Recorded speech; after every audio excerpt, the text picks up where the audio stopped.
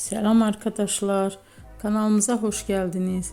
Bugün yine sizler için sevilen oyuncularımız Can Yaman ve Demet Özdemir'den güzel sempatik fotolar hazırladık. Demet Özdemir, Sana Bir Sır Vereceğim, Kurt Seyit Şura, Çilek Kokusu, Erkenci Kuş dizisinde rol almış. Herkes tarafından çok beğenilmişti. Biz de sizler için onların sempatik videolarını hazırladık. Bu muhteşem videoların devam etmesini istiyorsanız bol bol yorum yazıp ve bildirimi her zaman açık bırakın ki videolarımız ilk önce siz görün.